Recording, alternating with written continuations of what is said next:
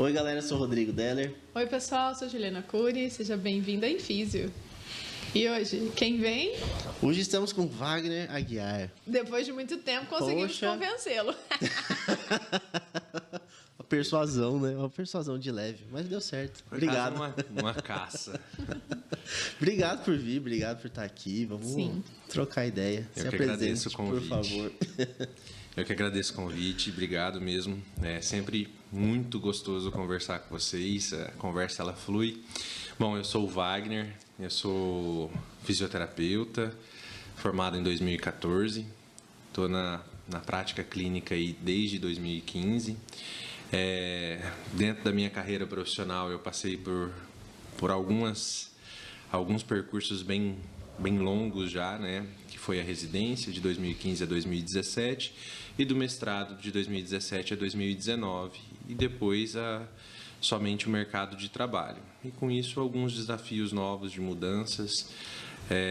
Cheguei aqui em Dourados de volta e estou aqui com vocês hoje, né? Muito bom. Muito bom. Mas conta um pedaço dessa história antes desse pedaço, né? Isso aí. Como é que você conheceu a fisioterapia? Eita, essa é uma pergunta bem difícil, né?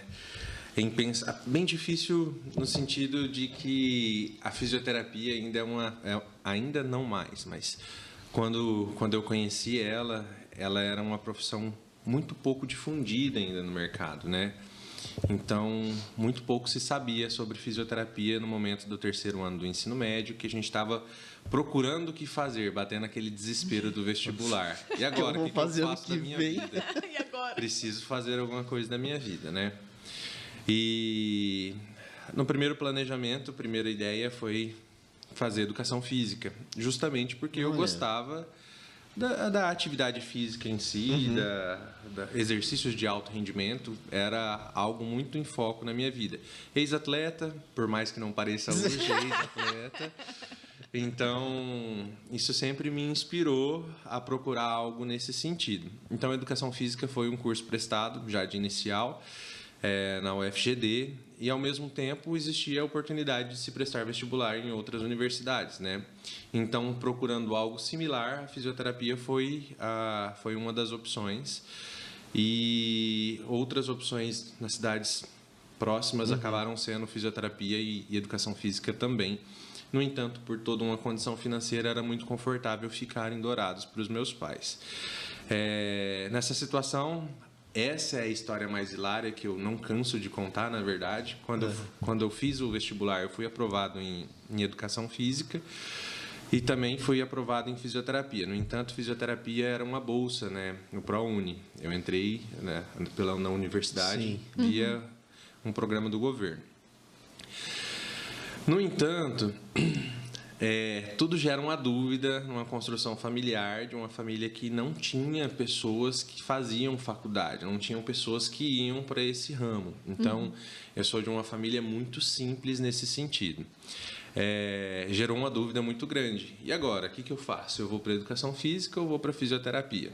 Lá no fundo, me deu muita vontade de ir para a fisioterapia e tentar um desafio diferente, né? E a minha mãe batendo. Não, tem que fazer educação física, vai para educação física. Mas por quê? Eu questionava. E ela falou assim, porque lá já está seguro, vai que você perde essa bolsa em algum período. Vai vendo, né? Quando você é desafiado já dentro da sua casa, né? Do início. Lá no início.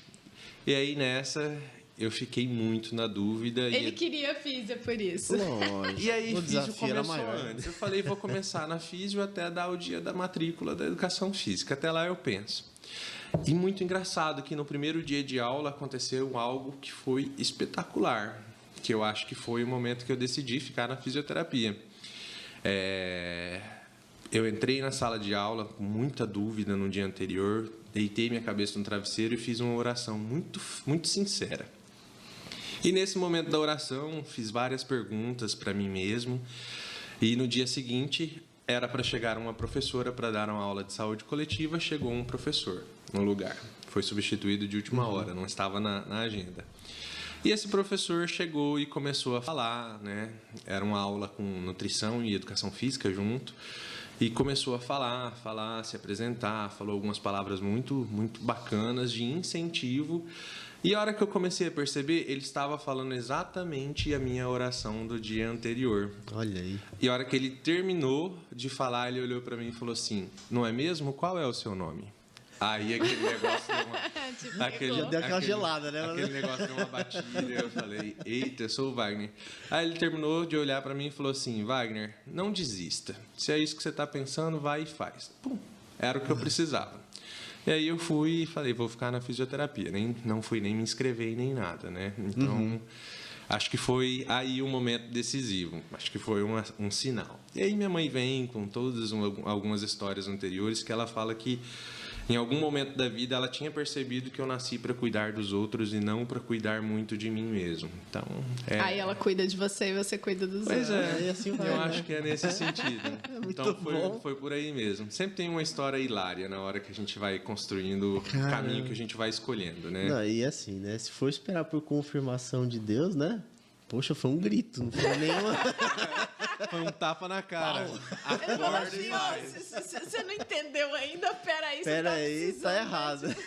De uma plaquinha com seta. Tá bom, já entendi. Vou dar uma plaquinha com seta. Deus, seja mais claro. Mais claro. Mais que isso. Vai ficar um pouquinho difícil.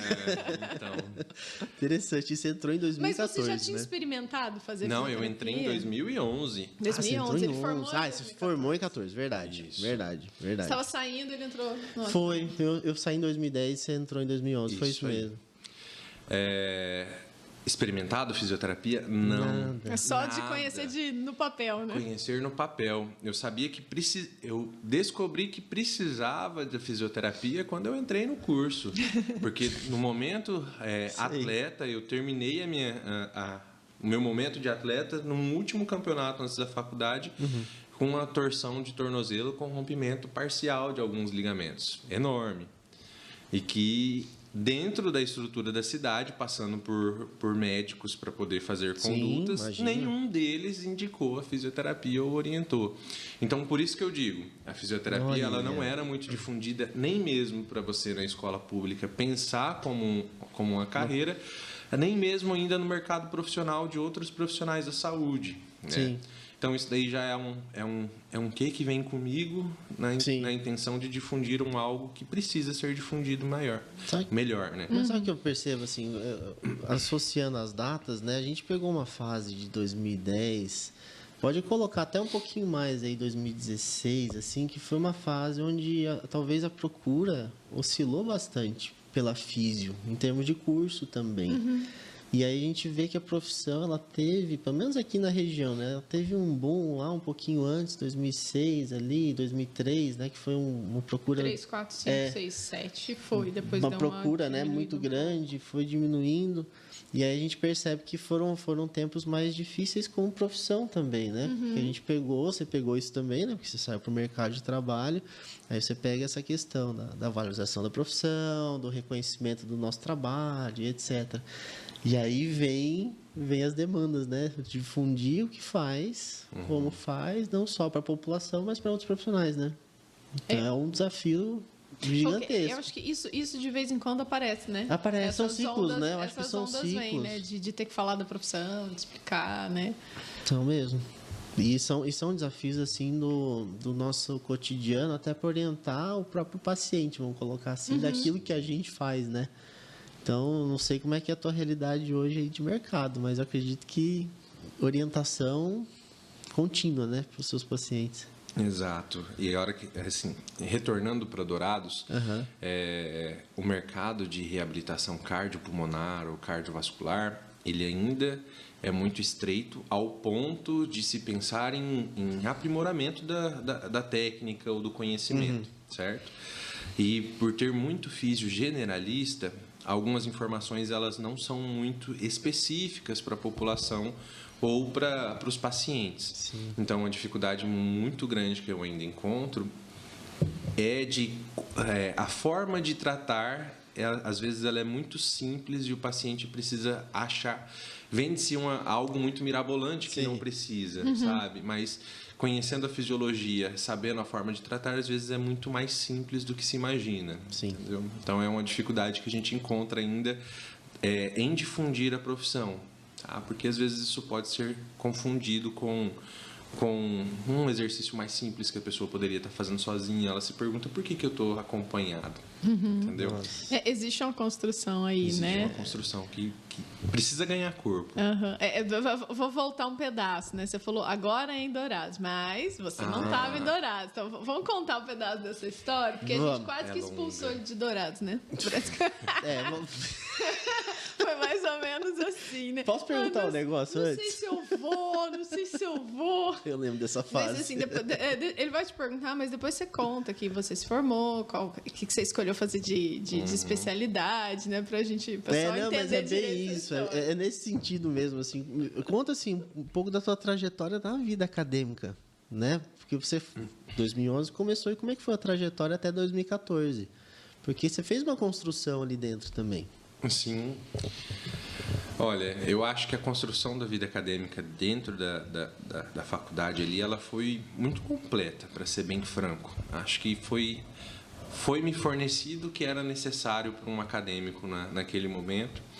Eu até as pessoas, quando eu saí da graduação, elas voltam e perguntam: mas o que tanto você fez na graduação que você já conseguiu sair direto para uma residência ou conseguiu ir para um outro lugar? Fiz bem feito, entendeu? O que me foi entregue, a gente foi lá e fez. Você aproveitou as oportunidades também, né? Não, a gente não precisou, eu não precisei, na verdade, ficar naquela situação de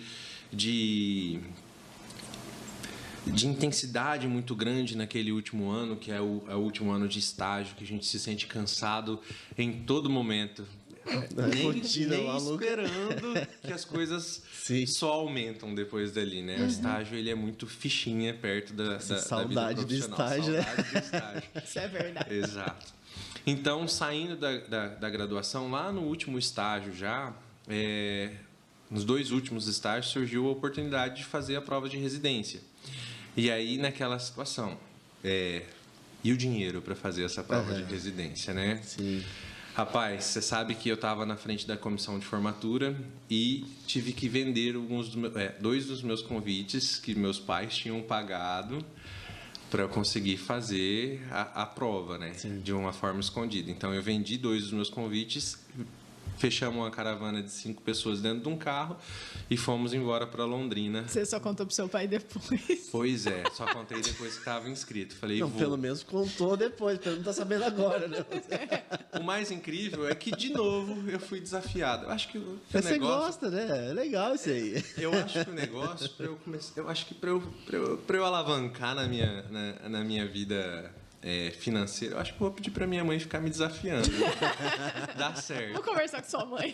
E foi engraçado. No dia que eu falei, olha, mãe, me inscrevi para a prova, assim, assado, vou fazer a prova de residência, vou com tal colega de carro e tal. Já reservei o hotel. Ela falou, o que você vai fazer lá? Você não vai passar mesmo? Olha só. De novo. Olha. Aí fui lá, a prova, achei ela dificílima. O seu ano foi o ano que derrubou todo mundo aquela prova. Derrubou todo mundo, exatamente. A média de todo mundo foi péssima. Historicamente, a Juliana contava, a Cíntia contava, que as pessoas, para passar na residência, elas tinham que quase gabaritar a prova teórica, né? Porque as pessoas estudavam muito para essa prova. Aí eu fui lá, fiz a prova, achei ela extremamente difícil, mas fiz. Tá, mas eu só vou esclarecer. Eu não falo essa frase. Eu falo que você tem que tirar uma nota muito boa na prova teórica, porque ela tem um grande peso na sua média final. A minha frase é delicada. Para você transfere um pouco, né, a responsabilidade. Poder competir depois com a prova prática, para poder classificar para a prática e competir com os currículos, né? Por exemplo, que tem muita gente que tem pontuação de pesquisa que a gente não tem tanto. Então. Né? E foi o que aconteceu. Aí, chegando lá, eu até outra cena que eu me lembro muito, foi ali que eu conheci um dos meus primeiros colegas da residência. Eu saí da prova e fiquei esperando dar o horário para poder resgatar a prova para levar para casa, né? Sim.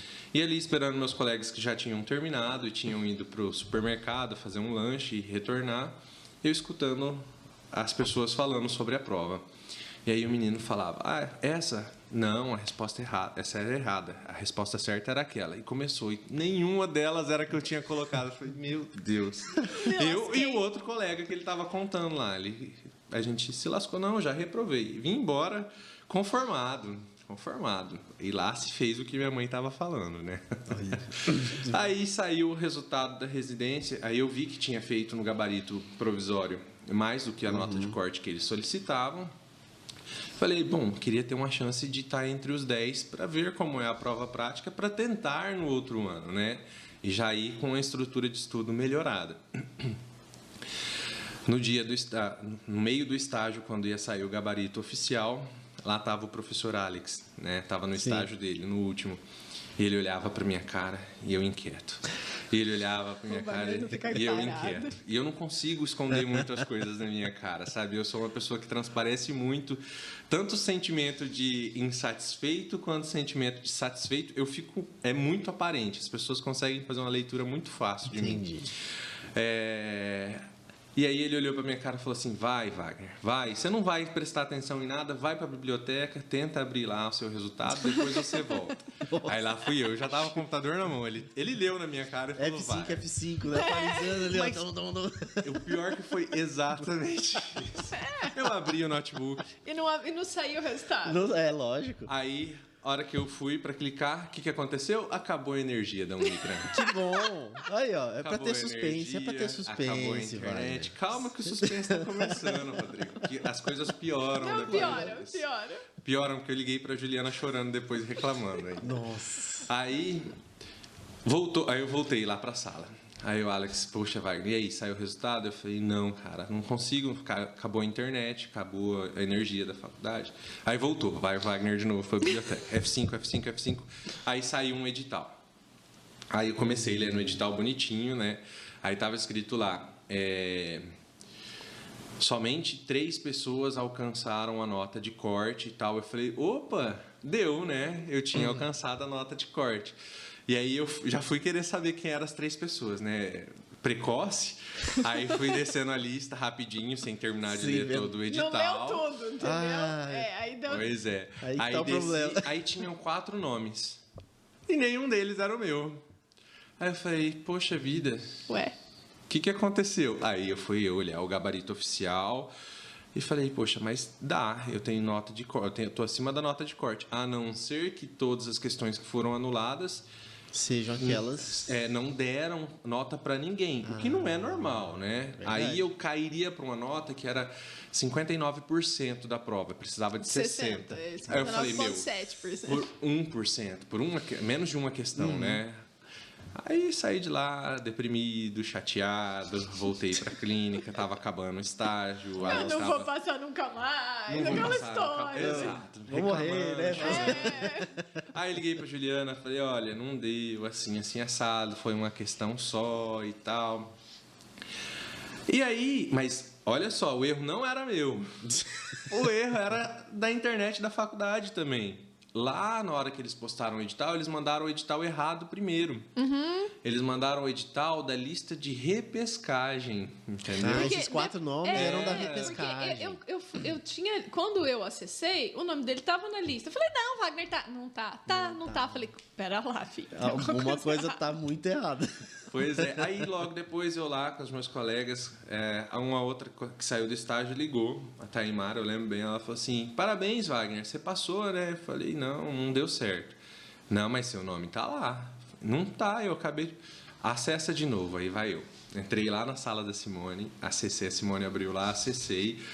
Aí, o aluno morrer infartado, lógico, entendeu? tinha Não meu ia nome chegar em lá. casa aquele Agora dia. tinha 7 nomes, né? Aí eu falei, opa, tô entre eles, vambora. Tava entre os 10 que eu queria estar, né? Falei, vambora. Aí lá, depois de bastante tempo, no dia seguinte que eu fui terminar de ler os editais inteiros, muito emocionado, porque eu fiquei extremamente... Explicar pra criatura que ele tinha passado, entendeu? Pois é. Ele leu e não acreditou. Foi assim, um baque gigantesco, sabe? Nossa. E aí vinha todo o nervosismo para se preparar para uma prova prática. Extremamente nervoso. E do carro dos 5 colegas que saíram daqui, só eu que tinha passado. Tanto que tinha, acho que 60 candidatos. Na verdade, eu e mais 2 colegas tinham passado, né? Isso. Eram só 3 pessoas que conseguiram E eram alcançar a 5 nota de corte. vagas naquela época, então só 3 tinham nota de corte. Então tinham 2 vagas que ainda ficar remanescentes. Caramba. E aqueles Foi o ano 4 que não. todo ano mundo foi terrível, derrubado. hein? Foi. Isso, e não foi só na respiratória, né? Foi Porque a geral. minha especialidade foi fisioterapia pulmonar. A hora que eu olhei os outros editais, a ortopedia, a neurologia, a pediatria e a uroginecologia e obstetrícia não tinham alcançado os nomes. Caramba. Então a prova, ou a minha geração era muito ruim, Mas foi o ano que eles Fazer mudaram o estilo da modelo de prova, prova. não Tem é? muita coisa envolvida Começou, aí. acho que, ter conteúdo geral também, Isso. a pontuação mudou. o peso então, das questões mudaram. Foi bem para geral e diferente. para especialista mudaram bastante. E isso foi um baque. Todo mundo caiu naquela prova. Então eu cheguei lá bem garantido, do jeito que a Juliana tinha pedido, né? Garanta-se na prova teórica. Eu só precisava passar pelos critérios mínimos depois disso, né? Então adquirir uma nota mínima na prova prática e uma nota mínima na entrevista para conseguir. Você lembra como foi a prática? Lembro. Você lembra que você foi treinar a esquecer, prova né? prática? Lembro. Eu procurei alguns professores, né? Mas, sendo bem francamente, quem me ajudou foi a Juliana, Sim, né? Foi a sim. pessoa que falou, não, vou lá. E Vou gastou ajudar. um tempo da manhã dela lá e trouxe um monte de equipamento. E é muito engraçado, porque ela saiu da onde eu Eu fui. me divirto com isso aí. E ela veio de Londrina e eu estava querendo ir para Londrina. Então, ela tem... quem é aluno dela sabe que ela tem uma memória que deixa a gente meio doido de vez em quando. Lá na página tal, do capítulo tal, Você sofreu isso também? do parágrafo não, só tal, só tá pra escrito saber. assim. Se Só pra saber. você lesse, você acertava essa questão. Então, quem conhece esse tipo de memória dela, no Entendi. dia que eu fui treinar, ela falou assim, ó, essa peça aqui não é igual a que tem lá, mas a de lá você vai ver que é uma peça assim, com a característica assado e com um defeito em tal lugar. E esse defeito vai estar lá para te sabotar. Então você presta atenção e faz tal jeito. Não deu outra. Foi Tava o que lá. tava lá a peça. Aí a mesa, a prova eram 10 bancadas. Perdão, eram 5 bancadas e cada bancada tinha duas perguntas e algumas bancadas tinham muitas ferramentas que poderiam ser E aí, utilizadas. lá na Unigran, quando eu fui fazer o treino da prova prática, eu peguei tudo que tinha lá, botei em cima da mesa e falei, pode usar. Exatamente. Eu não Vai. vou falar nada, não. Você que me fala. Entendeu? Vai ser assim lá, né? Vai ser assim. Foi. E aí era tudo muito diferente. E eu lembrei da frase dela e rapidamente consegui pegar as peças certas para conseguir executar. Mas assim, isso era a parte mais fácil da prova, né? Tirando a parte emocional, que eu acho que é muito tenso, é muito tenso mesmo. São poucas provas hoje no Brasil que têm a modalidade prática como uma forma de entrar ainda. Rapaz, a minha perna tremia tanto que uma das manobras que eu tinha que fazer era vibrocompressão. Já estava acontecendo. Exato. Para quem estuda técnica, rapidamente a técnica ela é descrita como uma técnica que não é para todo mundo, que precisa se ter aptidão para fazer ela, certo? Rapaz, como Estava eu tremia. 100% apto. Como você vibrava, né? De baixo para cima, né? Tremia. E eu comprimia. Eu quase matei a paciente naquele dia da prova prática. Na verdade, que era R2. Era uma R2. Olha. De tanta força que eu coloquei naquele tórax para fazer uma vibrocompressão bem feita. Tinha que aparecer. Tinha que aquela aparecer. vibração.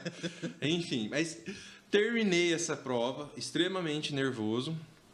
E depois fui para a entrevista. Isso é uma outra coisa que a Juliana faz, que essa você tem que atualizar, Juliana. Tá bom, me conta a forma nova. Antes de eu ir para a UEL, teve uma outra pessoa que foi o seu colega, né? Da Sim, sua sim, turma, sim. que foi o Jefferson. Fala O Jefferson. Jefferson, que se ele não tiver ouvindo, eu vou O brigar Jefferson com é o ele. seguinte, ó. A gente já convidou, quando ele vier pisar no estado, se ele não vier aqui, Olha, teremos problemas. teremos Tá problemas. registrado, tá registrado. Ele veio pro estado há pouco tempo atrás, viu? Eu tô sabendo, Eu eu tô sabendo, a gente acompanha ele no Instagram. Tô a gente sabendo. sabe. Enfim, e a hora que eu cheguei lá, eles falaram, olha, mais uma pessoa vindo do Mato Grosso do Sul. Porque do mesmo jeito que a Juliana instruiu o Jefferson, Jefferson, eu também fui vestido igual. Entendeu? Então, E não era só vocês dois que tinham ido, né? Tinham mais gente que tentou a prova e não passou. Então, eles já estavam acostumados com os alunos daqui aparecendo por lá, quase passando ou passando. E aí eu tava de camisa social, uma calça jeans um pouco mais descontraída e um sapato social. E todo mundo de branco. Eu falei, o critério era ir de branco. Já errei aí. Enfim, mas não, eles já estavam habituados a uma prova mais descontraída. E a hora que... tem até uma professora que ela brinca, que ela fala, a hora que ela me viu, ela fala assim, a gente tem que ficar esperto com esses alunos que vêm do Mato Grosso do Sul. Porque eles vêm bem vestidos e enganam a gente na entrevista, parecendo que serão pessoas tranquilas. Aí chega aqui e são pessoas polêmicas e dão trabalho. Entendeu? Foi a Shirley? Não, foi a Nídia. A Nídia. Foi a Nídia. Ela falou assim, da próxima vez que aparecer alguém de camisa social aqui, eu já vou ficar mais esperto. Vai virar critério de exclusão daqui uns dias. Não, eu vou mudar. A gente usou de camiseta branca da Vai de roupa branca. Né? Pra ficar disfarçado lá no meio. E aí, felizmente, depois saiu o resultado, tava tudo certo, né? E depois começou a saga de procurar apartamento e fazer a mudança. E aí, a residência ela é toda uma construção muito diferente e mais estressante do que a gente acha que o estágio é para quem é acadêmico, né? Sim. Então, quando eu entrei na residência, a primeira semana é baseada em choro. Baseado em choro e A desespero. gente viu a Karen falando isso esses dias, A né? segunda semana é baseada em... Mãe, você me aceita de volta em casa? Olha lá, Você outra precisava- frase que a Karen falou. Ó, Você me aceita de volta em casa? Aí eu acho que minha mãe viu que era um bom negócio eu ir embora. fala assim, não, filho, pode ficar aí. Agora que você foi, você vai ficar. Você vai ficar e você não vai baixar a cabeça pro pessoal que tá te pisando, entendeu? Você não vai baixar a cabeça.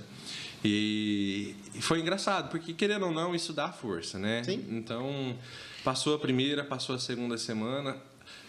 De uma forma muito acelerada, a gente é obrigado a amadurecer, porque, querendo ou não, por mais que já são 22 anos e o que se espera da vida de uma pessoa é já estar mais madura, mas a vida profissional e acadêmica, ela sempre tem onde a gente amadurecer mais. Sim. Então, a residência foi um amadurecimento muito acelerado no começo, porque foi uma mudança de cidade para um lugar onde eu não conhecia exatamente ninguém. Morando longe de casa pela primeira vez sozinho, não cozinhava, não lavava, não passava, eu não fazia absolutamente nada.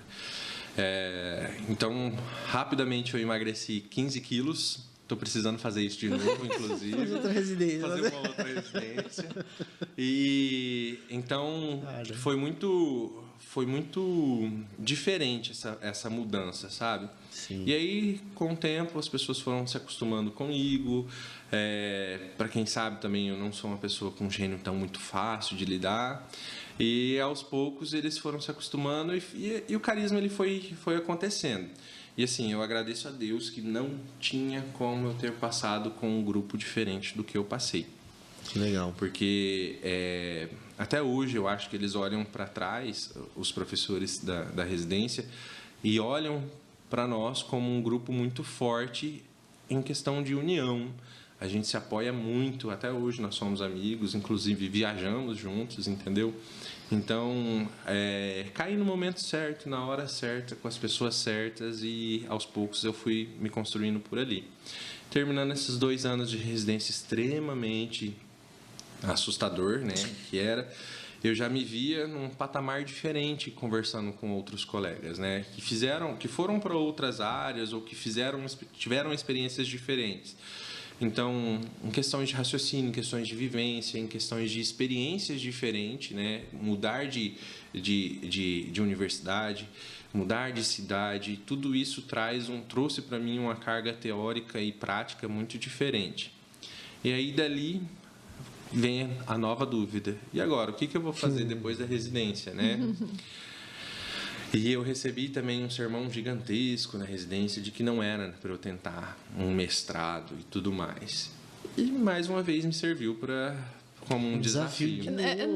Eu falo assim, o Wagner, você tem que falar para ele o contrário, porque dele pega a birra de você, vai lá e faz. Eu vou soltar um aqui. A mãe dele sabe disso tão bem, que a mãe Passa o dele telefone faz da sua mãe. isso. Passa o telefone da sua mãe, trocar ideia com ela. E os negócios pro ano que vem? Eu não vou soltar aqui, mas pro ano que vem? Então. Você não consegue fazer isso. Será? Eu vou ligar pra sua mãe. Rapaz, e foi. E aí, e por incrível que pareça, eu nunca tinha pensado no mestrado, porque a gente não tem uma vivência aqui em Dourados da parte científica, da parte de pesquisa, né? Era uma faculdade formadora muito assistencial, a comunidade mesmo. Uhum. E por não ter esse braço de ciência, era algo que me faltava quando eu estava ali entre outros colegas que faziam ciência desde muito cedo. No sentido de ser pesquisador. Pesquisador mesmo, ser pesquisador, perfeito. Que foi o que a Juliana comentou, que eles já faziam iniciação científica antes e eu precisava me garantir no currículo. Acabei não entrando no LFIP, que é o Laboratório de Fisioterapia Pulmonar da UEL. E o tempo foi passando, as vagas do mestrado foram começando a ser preenchidas. E naquele ano que eu ia prestar, que eu na verdade não ia prestar, chegou um colaborador novo, que era um pós-doc. Tinha acabado de chegar da Bélgica, fresquinho e com um olhar satânico, querendo... Sangue nos olhos. Sangue nos olhos, querendo publicar, querendo pesquisar com muita vontade, sabe? Uhum. E, por um acaso, tinha eu e meu outro colega, meu amigo da residência. Meio perdido, né? Meio perdido, talvez esperando por uma vaga do outro ano ainda, né? E aí comentaram da gente para ele e falaram, vai lá conversar com ele. Na verdade, foi o meu amigo, o Humberto, ele pegou e falou assim, ô Wagner, o Guto chegou da Europa, vamos lá conversar com ele? Mas ele já sabia da fama do Guto e eu não conhecia, né? O Guto é uma pessoa boníssima. O Guto é tipo assim, para os alunos, para quem foi meu aluno que me acha terrorista, multiplica por 100. Multiplica por 100 ao quadrado. Mas o Guto é muito tranquilo. Ele é muito tranquilo, assim como eu me acho tranquilo também. Mas eu acho o Guto super sossegado. Ele tem uma vontade de pesquisar sensacional, um raciocínio muito inteligente, muito rápido. E são coisas que me empolgam, sabe? E o Humberto, ele pegou e falou assim, eu vou lá conversar com ele, mas tem 2 vagas. Você não quer ir lá tentar conversar com ele também? A gente vai junto. Aí eu tenho alguém que eu sei que, né? Mas não era por isso. Ele tava com medo do Guto, na verdade. Humberto, não, porque daí vocês dois juntos, pelo menos vocês se sustentavam. Se ele pegasse uma outra pessoa, ele falou, "Uxi, vou estar lascado." A ideia do Humberto eu não vou levar chicotada no lombo sozinho. Vamos compartilhar. Vou achar alguém que eu conheço. Já sei que você aguenta a chicotada no lombo da residência, então você vai comigo. Bom, aí nós fomos lá conversar. Rapidamente ele já deu uma breve pressionada, mas falou que toparia nos orientar, né? Pediu para estudar, fez uma prova lascada de começo, né? Para quem acha 1, 2, 3 artigos difíceis para uma prova de mestrado, o Guto ele colocou 2 statements de 52 páginas que constrói tudo a base toda a base da literatura atual. Ele colocou 2 statements mais 5 artigos, que era o que era permitido, e falou, vai cair tudo. Certo? E aí foi o problema. Aí fomos lá, nervosíssimos, fizemos a prova, passamos na marra, claramente passamos na marra, tá? Mas foi muito interessante, porque no dia que eu fui conhecê-lo, eu falei para ele, olha, estou saindo da residência, eu não tenho experiência alguma com pesquisa, mas eu gostaria de tentar, se você se propor a me ensinar, eu com certeza vou aprender. E não foi diferente. O cara praticamente pegou na minha mão e me ensinou a fazer pesquisa. Era um pós-doc, ele tinha bastante tempo naquele momento ainda. Claro, aquele momento inicial, porque rapidamente ele também foi se ocupando. Mas foi importantíssimo. E ele me fez ter um gosto pela pesquisa que eu ainda não tinha experimentado. E rapidamente ele colocou uma sementinha na minha cabeça que floresceu e foi muito bom para a parte de investigação e que também me ajudou na minha vida profissional. E dali a gente colocou vários e vários desafios, né? Ele usa uma frase que eu até gosto de replicá-la para frente. eu vou te desafiando. Enquanto você estiver aceitando e estiver dando conta, eu vou te ofertando mais. Muito e bom. o pior é que a gente foi dando conta. Vai, né? Vai Na evoluindo. marra, perdendo noites de sono, preocupado, horas e horas a fundo de laboratório. Saía do laboratório ainda ia dar plantão à noite. E foi. E a gente foi se formando bem nesse sentido. Rapidamente ele conseguiu fazer... eu, no caso, né? Porque o Humberto já tinha uma certa experiência de pesquisa. Rapidamente ele conseguiu fazer a gente reaparecer entre os outros pesquisadores. E um dos maiores desafios que ele fez, que foi, para mim, que foi mais incrível, foi: vamos se inscrever no ERS, né? Que é a European Respiratory Society. É o Congresso né? É o Congresso da Europeu. Sociedade Europeia de Respiratória. Então, tem enfermeiros, terapeutas respiratórios, médicos, pneumologistas, cardiologistas e fisioterapeutas, né? É um congresso enorme. Daquele statement que ele tinha feito, a gente lê lá atrás. Pouca coisa. Pouca coisa. Mas a gente dá conta? Eu não sei o inglês, né? Sabia para ler o artigo ali, uma coisa ou outra. Não, vamos fazer o inglês. Achou um programa gratuito, colocou a gente para fazer o inglês, para pesquisar, para estudar um pouco mais. E a gente começou a coletar dados e nos desafiar mesmo, montando o trabalho. E mais uma coisa, ele não deixava a gente submeter os trabalhos em modalidade de pôster. Deixa em aberto. Não, deixa em aberto. Deixa eles escolherem. Eles escolhem pela qualidade do seu trabalho. Mais uma coisa interessante que a gente aprende, né? E não caiu para poster discussion. O poster discussion é uma modalidade onde você apresenta oral e depois desce para o seu pôster, onde eles fazem todas as perguntas. Nossa. Pois é. Legal. Você pensa que eu tive Legal, 4 meses legal. de insônia antes disso acontecer. Foram 4 meses de insônia. Todas as noites eu sonhava, tinha pesadelos na verdade, que eu estava subindo no avião e esquecia o meu banner. Todas as Não, noites. mas 4 meses é pra reforçar que não vai esquecer. Exato. Né? É um É o cérebro reforço dele. já. Não, aquilo lá deve ser prioridade máxima, né? E tão gostoso que nós reunimos os cinco amigos que fizeram residência juntos Sim. e fomos juntos para esse congresso. Fomos tirar férias antes. A gente tinha prometido terminar a residência e tirar férias. A gente tirou férias naquele momento. E foi interessantíssimo. A viagem pela Europa foi muito gostoso. E eles falavam assim: Wagner, como você é o que tem menos aptidão para o inglês, ou menos domínio do inglês, vai na frente e pergunta. Sempre faça as perguntas para você treinar o seu ouvido e treinar a sua fala. Uma estratégia bem interessante, né? A gente foi antes justamente para isso. Rapaz, eu sou tão sortudo que todo mundo que eu perguntava era brasileiro. Era Nem pra incrível. treinar, Nem né? para treinar. Aí você ia falando, não, eu sou brasileiro. Eu ia falar e Caramba. soltava uma palavra em português que acabava esquecendo. Sim. Ele: de onde que você é? E aí virou a risada da viagem, né? E aí fomos apresentar. Nunca senti tanta dor de estômago. Aquele nervosismo da prova de residência. do Você tremor, ficou quase- fichinha. Vou fazer a o prova de nível residência de novo, subiu tô falando. absurdamente. Cara, eu não tremia mais. Eu realmente não conseguia controlar o estômago. Era muita dor no estômago de medo. A de frequência medo. externa foi interna agora. Nossa. A ideia de jirico que passa na cabeça da pessoa em falar: eu vou lá no meu auditório onde vai ser minha apresentação Só pra amanhã, ver. só para ver como está sendo hoje, não é uma Aí lá, boa mil ideia. cadeiras. Você fala. Aí tinha lá um auditório enorme e a bancada naquele dia resolveu fazer uma alteração. Falou: o poster discussion, vamos fazer as discussões aqui em cima. Não vamos Né, no descer, oral. não. Ou seja, meu orientador não ia poder me ajudar ali na beirada, sabe? Muito bom. Olha aí, ó. Aí eu comecei a ver o nível das perguntas. Rapaz, eu nem dei tchau para os meus amigos. Eu fui embora para casa, peguei o trem, cheguei lá, chorei mais um monte. Falei: galera, não vou dar conta, alguém vai ter que ir. Alguém vai ter que ir, alguém vai ter que ir.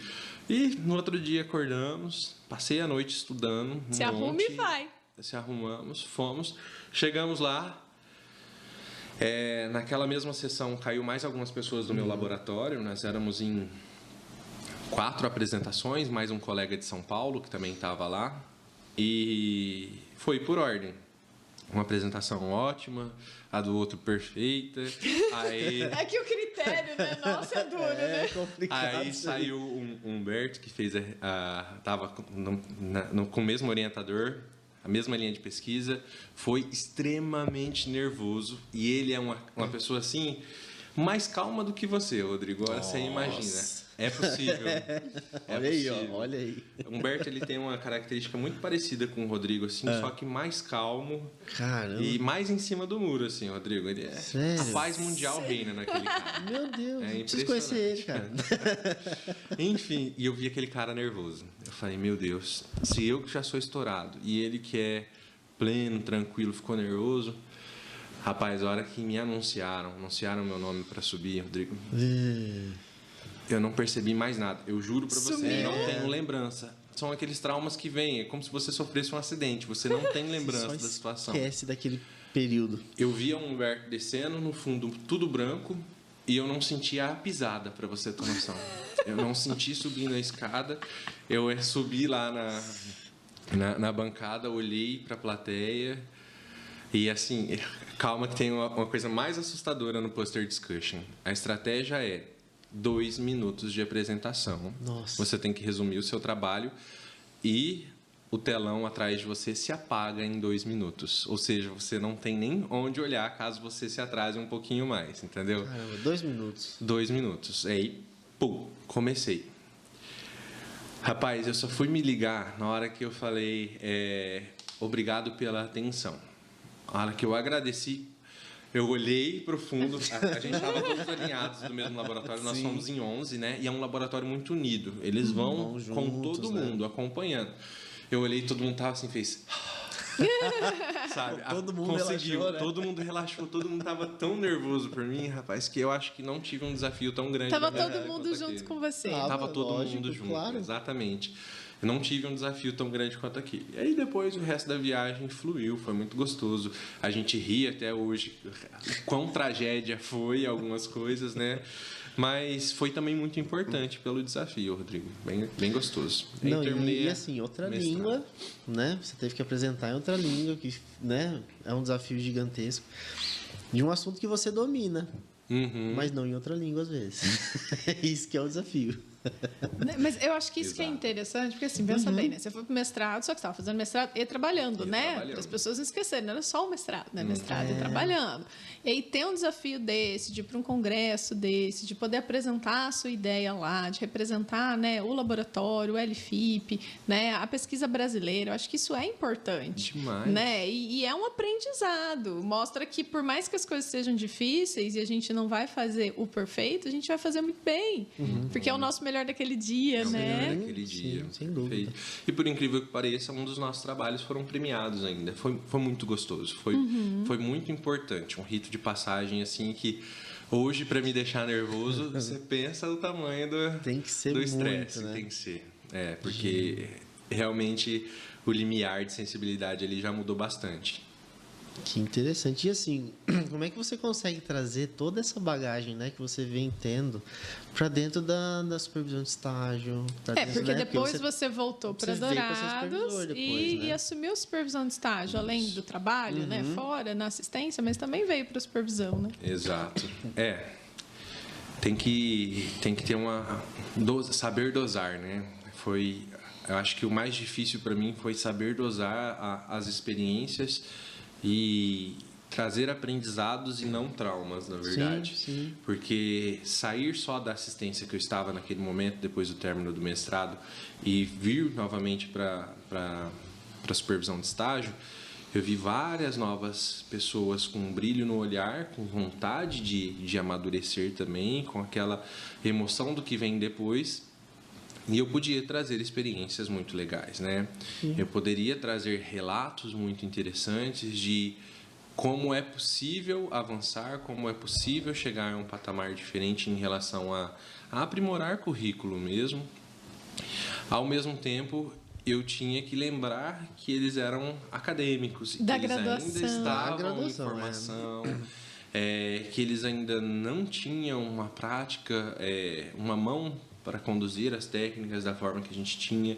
Eles ainda não têm um raciocínio clínico e eles estão em formação. É realmente o momento deles, né?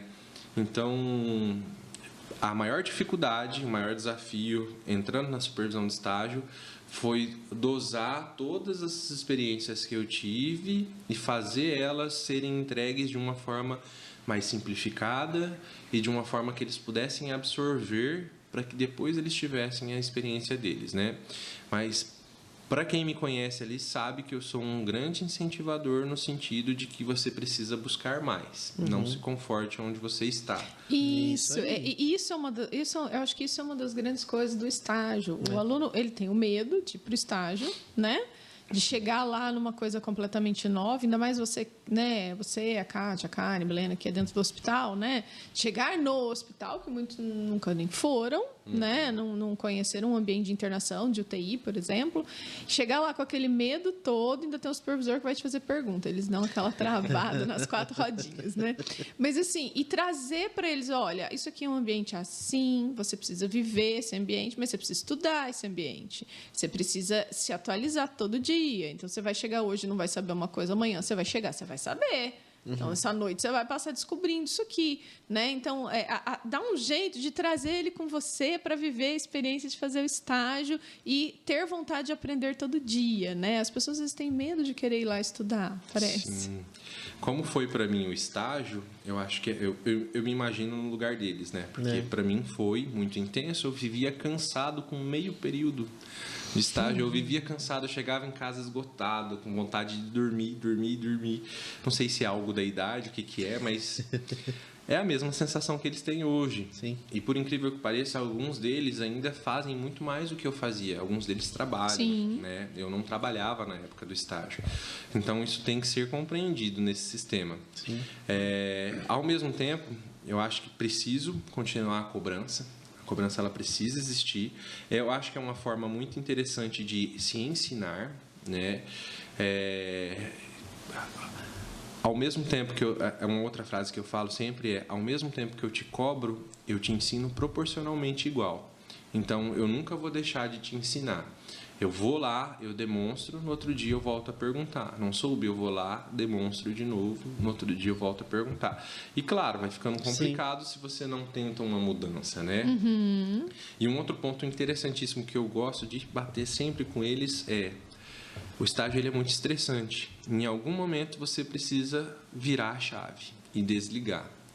Esquecer que você vai para o hospital na segunda-feira, chegar na sua sexta-feira à noite, descansar, ter uma boa noite de sono, ter se você gosta de estudar no sábado, estude no sábado, mas tenha um domingo com excelente qualidade.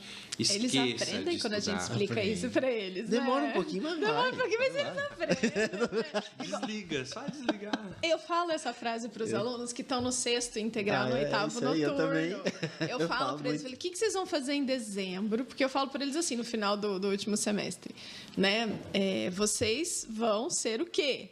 Em fevereiro, fisioterapeutas. Não, eu sou estagiário. Não, você é fisioterapeuta, porque o seu paciente vai enxergar você como terapeuta dele. Então, você é o terapeuta, você é fisioterapeuta em fevereiro. Você é um fisioterapeuta que tem o privilégio de ter um supervisor para te ajudar. Né? Eu falo desse jeito para eles. Você é o fisioterapeuta, o seu paciente lhe reconhecerá assim. E quem está trabalhando com você, se você for no hospital, também vai lhe olhar assim. Então, assuma. Né, a posição. Falei, segundo, o que você vai fazer em janeiro antes do estágio? Ai, professora, eu vou ler semiologia. Não, você vai dormir. Você vai sentar... Eu falo assim... Clássica. A frase... Todo mundo me fala isso. Todo mundo fala, vocês vão deitar na rede. Vocês vão tomar tereré. Vocês vão tirar foto do pezinho no pôr do sol. Entendeu? Vocês vão fazer nada. Mas vocês façam nada com tanta alegria. Esquece que vocês vão para o estágio em fevereiro. Ao seu nada. Exatamente. Verdade. Mas façam nada com muito prazer. Falei, fica lá em janeiro sossegado. Curte a mãe, o pai, a família, o passarinho. Não sei o que você gosta. Faz o que você gosta e descansa. E é um nada sem culpa. Sem culpa nenhuma. Nada de, ai, por que eu não... Não. Desliga a chave e vai curtir. Aí, em fevereiro, você chega com intensidade para estudar. Exato. O corpo né? tem que estar descansado, a mente tem que estar descansada, Sim. né? É que assim, a gente E pega sem eles culpa, nessa fase, sem né? culpa, né? Que eu acho que é o importante. E é interessante ver assim, como que a gente vai construindo eles também para chegar na supervisão, que é outro desafio também, né? E aí quando a gente vai olhar essa questão do dezembro e janeiro, porque eu vou fazer um resumão de toda a parte avaliativa e depois eu vou fazer um resumo. Eu falei assim, o teu paciente não vai ser um resumo, eu te garanto. Exato. Não vai ser um resumo. Exato. Então, quando a gente olha para essa situação, que como nós, ele também veio, né, para a docência e ver os desafios dos acadêmicos, cara, é interessante a gente ter a oportunidade de construir isso.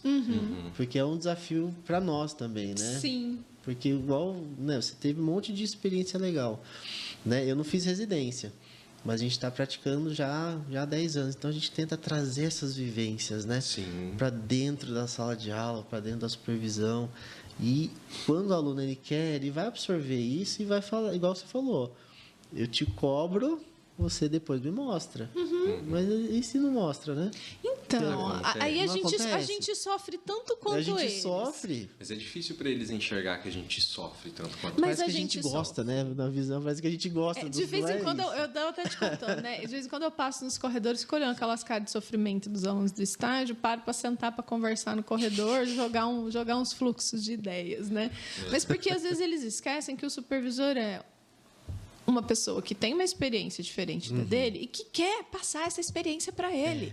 E ele queria muito que esse aluno tivesse receptivo a aprender com ele. experiência, sim. A gente tem essa ansiedade de querer ensinar quando está Claro. na supervisão do estágio, assim como está na sala de aula. Mas acho Muito. que no estágio é mais ainda, porque no estágio você está no tete a tete, um para Sim. um, né? Então é até melhor de fazer. A gente quer ensinar, a gente quer que ele entenda e enxergue o que está aqui dentro da nossa cabeça. A gente está olhando para aquele paciente, a gente tem uma visão. A gente quer que ele tenha a nossa visão, né? E às vezes o aluno esquece que a gente está querendo isso. Então, esse contato, né? Eu falo, gente, o supervisor é gente, tá bom? e ele quer muito que você aprenda, na verdade. Por isso que às vezes ele faz careta quando ele te ensina uma, duas e você continua com a mesma cara, ele fica olhando, não funcionou, e agora? De novo, o que eu A vou gente- tentar agora, né? Exato, a gente sofre, porque às vezes eles esquecem isso, né? Você sabe o que é incrível? E por mais que eles falam para vocês na saída do sexto semestre ou do oitavo semestre, eu vou rever semiologia e alguns revêm. Sim. E olha, segundo semestre, já tiveram experiências com paciente, chega no primeiro dia lá dentro do hospital, dentro da UTI, por mais que a gente reforça, a gente não está te formando um terapeuta intensivista, um fisioterapeuta intensivista, porque isso não é possível. Isso você precisa de uma pós muito mais longa para conseguir. A gente está te mostrando uma vivência diferente. O cara não consegue lembrar da frequência respiratória, não consegue lembrar de olhar a saturação, porque ele fica tão nervoso que por mais que ele estude muito, Sim. não vem naquele Sim. primeiro momento. O ambiente da terapia intensiva, ele tem esse impacto, né? Alguns conseguem se desenrolar mais rápido. Alguns demoram um pouco e descobrem que ali talvez não seja um ambiente para ele, né? Eu falo que quem gosta de terapia intensiva sabe que aquilo lá né? Eu falo assim, tem o seu charme, né? Você gosta de estar lá, né? Você se empodera estando lá muitas Causa vezes, confusão. né? Mas é um lugar que é intenso o tempo todo, porque a terapia é intensiva para o paciente, mas é intenso para quem cuida Sim. de um paciente que precisa de cuidados ali, né? Intensivos, né? Vão ser redundantes do redundante aqui, não? Mas é isso, porque você precisa estar ali. Então tem gente que vai chegar naquele lugar e falar, não é para mim. Né? Mas, ao mesmo tempo, o estágio é para você aprender, para você ter essa vivência. Você precisa entender o que é um paciente crítico. Você precisa olhar, saber os pontos-chave do que fazer. O fisioterapeuta trabalha assim. Existem elementos básicos que você precisa saber quando você né, se forma graduado. Porque tem muita oferta de trabalho no hospital e o recém-formado é contratado. Esse ano da pandemia foi, né? Sobrou. Mostrou isso. Faltou, na verdade. Faltou mão de obra. Então, é um campo que vai precisar de mão de obra. Então, as pessoas precisam interagir. Mas eu entendo que o hospital é meio pânico, assim, para quem nunca foi, né? Terapia Você intensiva, sabe quem que- nunca viu, Quando eu vejo eles fazendo isso, eu não sei se conforta, né? Mas aconteceu comigo também. Sim, Eu lembro que no meu primeiro paciente eu passei num ambulatório com a Cíntia. E Eu fiz toda uma avaliação bonitinha, lembrei de vários aspectos. E o que eu esqueci? Eu não sabia o nome do paciente. Eu esqueci de perguntar o nome do paciente. O nome do paciente. Olha isso, tem algo pior do que isso. E aí eu fui Olha falar, só. Cíntia, quem é o seu paciente? Eu esqueci o nome, não sei. Não anotei, cara, eu não sabia o nome do paciente. Olha só. Olha o nível de nervosismo que a gente fica quando está no estágio, né? Sim. É o básico, né? O básico. Eu lembrei de fazer avaliações mirabolantes e esqueci. Ele foi para a técnica e esqueceu da primeira aula de semiologia que eu faço, que é a interação, sim. né? Eu escrevo aula de semiologia com conheça, né? Escute, depois toque. Eu faço aula de semiologia com esses três itens. Então, conheça, escute e toque. Aí eu vou colocando os itens de semiologia. Os alunos ficam me olhando, a professora está filosofando. Eu falei, não estou filosofando. Eu estou colocando que primeiro o paciente tem que te conhecer e você a ele. Se não rolar uma interação, sim. o paciente não vai te contar o que você precisa saber. Sim. Né? Do outro lado, sempre tem uma pessoa doente, né? Acho que na clínica é um pouco mais fácil, porque quem busca a clínica é alguém que quer ajuda. Que quer ajuda, sim. No hospital, muitas vezes, é um ambiente tão mórbido que Você quer ir embora. Você tem que entender que você está do outro lado e quem está lá doente, a única coisa que ele quer é ir embora ou ver a família ou ficar na paz da sua casa, certo? Ele queria o travesseiro dele. Isso. E uma das coisas que eu falo para a meninada é, pessoal, se o paciente recusa a sua terapia, talvez é que sua abordagem ainda não foi melhorada o suficiente. Então, leve sempre isso como um estímulo. E, claro, muitas vezes pode acontecer do paciente não querer mesmo. E aí, você está treinando uma outra situação. Você está treinando a capacidade de compreender o paciente, a compaixão pelo próximo, pela dor que ele está sentindo. E você vai ser humano nesse momento, né? E daí entra um outro aspecto da humanização, realmente, dentro do ambiente hospitalar.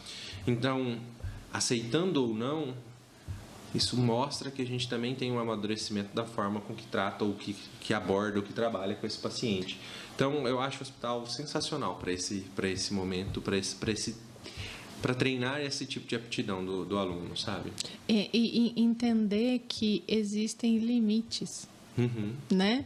Do mesmo jeito que você tem um limite, que você acha que você tem, né? Sim. Que você coloca para você, o seu paciente também tem um limite. Aquele indivíduo que está lá para você cuidar, ele tem um limite. E você descobrir que o limite do outro é do outro e que as suas técnicas também são limitadas em relação ao que elas podem, né? Você chega num paciente crítico que você... E agora, né? Então, ou às vezes eu falo que o hospital também traz... porque a gente tem muito, né, da hospitalização aqui no Brasil. Os cuidados domiciliares agora que estão ficando melhores e mais amplos, né, e um atendimento mais multiprofissional domiciliar mais organizado. Os últimos 10 anos, eu acho que isso veio evoluindo. Mas aquela história dos cuidados paliativos, por exemplo. Não é que eu não vou fazer nada porque não tem nada que eu faça que possa resolver. Né? Porque isso foi muito uma visão antigamente. Não tem o que fazer, a doença é assim, vai acabar assim, não faz nada. E não é assim, tem um ser humano ali. O que eu posso fazer para cuidar? Não necessariamente para resolver o problema. Se o problema não tem resolução, resolvido ele está no sentido daquele pedaço. Mas e aquele ser humano com aquele problema? O que eu posso fazer para cuidar dele? Dar qualidade. Né? O hospital ensina muito a gente o olhar tempo todo. e a escolher as técnicas de acordo com isso também. Então, se eu não resolvo o problema, o que eu posso fazer para o cuidado, para o conforto, para que aquele ser humano que está ali possa ter né, uma passagem tranquila? Eu acho que é muito difícil, às vezes, para o aluno que está chegando entender esse momento. Eu atendo muito paciente idoso, 85+, eu falo. E muitos são muito bem, são ótimos, são ativos, outros nem tanto, outros são mais acamadinhos, ainda andam, mas com dificuldade, ou tem algum quadro de demência, então tem as suas limitações. Mas o que eu posso fazer para o cuidado, para evitar outros problemas? Eu acho que o hospital traz esse impacto logo de cara que você vai trabalhando ao longo da profissão, né? Sim.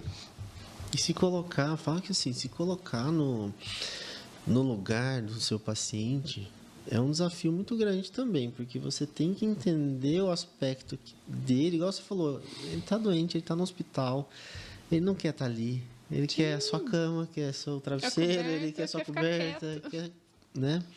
A gente já sente isso numa viagem, a gente volta para casa, é a melhor graças a sensação Deus da eu tô na vida. minha casa, né? Imagina no hospital, né? E ali você se deparar com isso e conseguir, eu faço, é um jogo de cintura ao mesmo tempo, né? De você conseguir às vezes persuadir o seu paciente para algo que você sabe que é benéfico para ele, que precisa ser feito, mas ele não quer fazer, que às vezes acontece, né?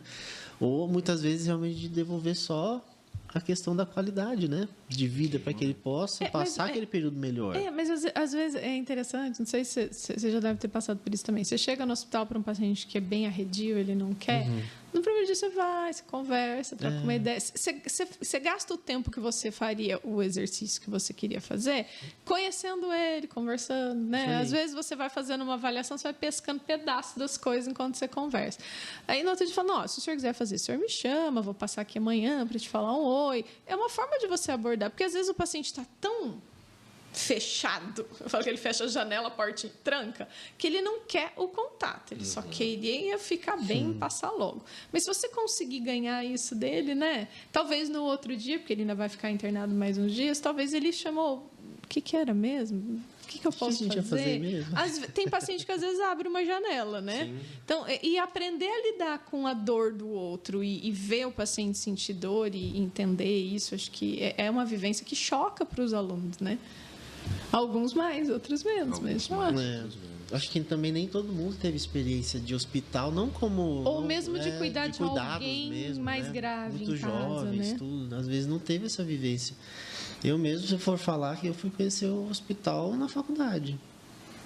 Até então, não tive esse contato de cuidar de alguém, de ter que ficar visitando alguém no hospital. Não, também não. Eu tive algumas vivências de hospital, assim, mais ou menos, né? Eu lembro quando eu era menor, tinha uns 9, 10 anos, a minha avó teve câncer e aí minha avó fez 2 cirurgias, uma de coluna. Aí minha mãe fazia os curativos em casa e eu ajudava, então aqueles curativos grandes, enormes. Aí depois ela tirou um câncer do braço, que ela tirou praticamente pele, músculo, tecido, né? E ficou aquela cirurgia, aquela cicatriz aberta para fechar por segunda intenção. E aí minha mãe fazia os curativos e aquela ferida desse tamanho aberta e eu fui aprendendo a ver, a olhar. Então eu que ajudava, né? Para mim aquilo era uma coisa assim, nossa, né? Eu não tinha medo, mas achava aquilo assim, que coisa difícil, né? Sim. Mas foi uma coisa que ficou na minha memória de infância. Depois, antes de ir para a faculdade, né, uns meses antes, meu avô, pai da minha mãe, ele fraturou a perna numa queda em casa, fratura transtrocantérica. Hoje eu sei falar, né? Na época eu não era fisioterapeuta ainda. E ele internou na UTI, ele passou mal, ele fez pneumonia aspirativa, ele teve um AVE dentro da UTI, fez um quadro séptico e ele faleceu ali. E eu lembro que eu fui visitá-lo, né, no meio desse caminho de internação, que a internação foi bastante longa, né? E ele veio para casa, o médico não fez cirurgia na época, deixou ele em casa imobilizado, aí ele fez pneumonia, né, enfim. Aí ele foi isso em 97. Né, 96 para 97. Aí ele foi internado na UTI, fez esse quadro de derrame. Eu lembro que eu fui visitá-lo, né, e deixaram a gente entrar por conta do quadro, porque não era para entrar, mas deixaram, porque já era um quadro terminal. Ele lá entubado, brigando com o respirador, aí sedaram para acalmar, aquela confusão, tão cheio de fio para tudo quanto é lado. Eu vi essa cena antes de entrar na faculdade. Falei, eita! Eu vou estagiar aqui, né? Talvez, quem sabe, não sei. Será que o fisioterapeuta entra aqui meio sem saber o que fazer, né? Então, eu tenho esses flashes de ter visto alguns parentes assim em hospital. Mas foram só flashes, né? Eu não fiz nada, eu só passei ali e olhei. E eu lembro que a última foi em pediatria. A minha sobrinha, né? Eu estava no primeiro ano da faculdade, em 97. Ela nasceu em junho com uma malformação cardíaca. Ela tinha uma CIV, uma estenose de artéria pulmonar. E ela foi direto para a UTI. Então, eu lembro de estar na faculdade, minha mãe me ligar para eu ir para o hospital. Para quê? Porque eu fazia plantão. Então, eu saía da faculdade, ficava no hospital, tipo, das 5h30 até umas 7 da noite, para minha mãe e ela poderem comer, tomar banho, e eu ficava cuidando dela, da bebê na cama ali, né? Que ela estava monitorando, porque ela ia para a cirurgia cardíaca. Foi antes da cirurgia. Ela teve parada, eu vi ela ter parado e chamar a enfermeira vir atender. Foi bem caótico, assim, né? Eu vi ela fazer cateterismo e fazer um AVE depois do cateterismo. Não AVE, né? Uma síndrome pós-cateterismo e ficar com hemiparética. Então, eu vi essas coisas no primeiro ano da faculdade. Com um parente meu, um bebê. E eu vi ela fazer cirurgia e recuperar, e hoje ela está ótima. Né? Tem sequelas de motoras finas, assim, muito pequenas. Mas eu vi essa situação. Então, isso me chocou por ser parente, um bebê pequenininho, recém-nascido, né? 2, 3 meses de nascido. Mas, ao mesmo tempo, a hora que eu fui para o paciente, parece que eu nunca tinha visto aquilo. Eu tinha noção de um curativo, de um sangramento, sabe? Essas situações que às vezes chocam mais. Né? De ver tudo entubado, um monte de fio. Então, isso não me chocou. Mas a hora que eu tive que pôr a mão... Eu lembro que eu travei 4 rodinhas no meu primeiro estágio. E agora, o que eu faço? Exato, porque foi um paciente lá na internação do pronto-socorro. Foi um paciente assim, eu travei, mesmo tendo tido visões, assim, experiências de ver coisas, mas não de pôr a mão e fazer. Né? Hoje eu consigo fazer essa leitura, porque eu lembro que o meu primeiro dia de estágio eu só parei. Sentei no banquinho, ali onde evolui o prontuário no pronto-socorro. Fiquei lá um tempo, depois voltei. Volta. Tem que voltar, né? Não tem escapatória. Mas a minha companheira de estágio, a Dani, que me ajudou, né? E é importante ter colegas e supervisor nessa hora, né? Sim. Para acalmar o coração, dar suporte, né? Dar suporte. Ano passado, uma aluna, o paciente que ela estava entrando, que a gente fala, tem pessoa que é pé frio, né? Tem pessoas que são pé frio. Gente, faz parte. A gente tem momentos da vida assim também. Mas essa aluna, a gente falava, a gente vai te passar o paciente tal. Antes dela chegar no paciente, acontecia alguma coisa com o paciente. Tadinha. Era incrível. A gente ficava com medo de passar os mais saudáveis, porque também acontecia. É impressionante. Tadinha dela. E numa dessas, ela foi para atender juntamente com a outra supervisora, a Kátia. E o paciente teve uma parada antes dela, no momento que elas iam entrar no paciente. Entendeu? Caramba. Rapidamente, a Kátia já conseguiu mostrar, né, no monitor o momento da parada cardiorrespiratória. E para a aluna, que já era uma aluna que estava muito, muito, muito assustada, antes, pelo próprio estágio, foi um momento muito difícil, né? Mas ela se manteve ali firme, forte, assistiu tudo. E dentro daquele ambiente hospitalar, as pessoas elas precisam aprender a ser muito humanas mesmo, independente de ser fisioterapeuta, médico, enfermeira, técnico, enfim. Naquela condição, a gente conversou com todos eles, o médico veio e conversou novamente. Então, foi uma abordagem para tentar acalmar todos, porque é uma situação que tem um risco de acontecer mesmo. Então, é realmente muito estressante. Se a gente não tem esse tipo de suporte naquele momento, talvez vire um trauma que a gente nunca mais queira entrar. Eu duvido que ela queira entrar no hospital hoje, mas... Olha, eu já vi alunos falar que nunca mais precisavam no hospital e hoje trabalham muito bem em UTI. Entendeu? Acontece. Depois de um tempo, né? Mas assim, às vezes, né, é igual você falou, lembra aquela história que você falou? Vou ter que falar inglês, vou ter que apresentar, vai tendo os desafios e a gente acha que não vai dar conta, né? E às vezes a gente, naquele primeiro momento a gente não deu, mas depois a gente fala, não, pera lá, né? Vamos passar esse desafio. Eu acho que ensinar também que o aluno pode ter essas escolhas, independente de ter uma experiência ruim. Eu acho que às vezes a experiência ruim faz ele entender um processo que é o hospital, né? Acho que o supervisor tem que ajudar nisso também, porque ele vai escolher com o tempo, mas é um processo ali, né? E uma das coisas que acho que como supervisor talvez, né? Eu lembro que tinha que passar para o aluno, que é uma coisa que eu acho importante, e vivência mesmo, pessoal. É que, por mais que a gente veja pacientes parando, pacientes graves, pacientes em cuidados paliativos, que a gente tenha, né, graus de gravidade diferentes, a gente não pode perder a sensibilidade de tratar aquele ser humano, né? De cuidar dele. Não significa que você vai... você não sente mais quando acontece alguma coisa com o paciente? Não, sinto todas as vezes. Eu sinto sempre. Não deixei de sentir nunca. Né? No momento que você para de sentir, o dia que eu parar de sentir, acho que eu preciso parar de trabalhar aqui. Justamente. Agora, entre o sentir, né, e o que esse sentir vai me fazer tomar de posição para o próximo paciente que eu vou atender, né? É a questão, assim, de você controlar o quê? O pânico e o desespero, que são as coisas que te imobilizam. Não, eu consigo fazer esse trabalho, eu estou sentindo, eu estou muito triste, isso aqui, né, realmente né, machucou. Esse paciente vai me deixar uma história aqui. Mas essa história ela vai ficar guardada aqui na lembrança. Eu vou conseguir trabalhar com ela e vou... O que eu aprendi com ele? Eu posso cuidar um outro paciente com aquilo que eu aprendi. É aprender, acho que, lidar com esse sofrimento. Mas a gente nunca deixa de sofrer. Porque tem gente que pergunta, como é que você consegue não sentir? Não, eu sinto. Eu sinto. Todas as vezes. Quando esse sentimento é muito grande ou quase nada, existe ajuda para isso, né? Exato. A gente pode se reestruturar. Sim. É o que eu falei lá no começo.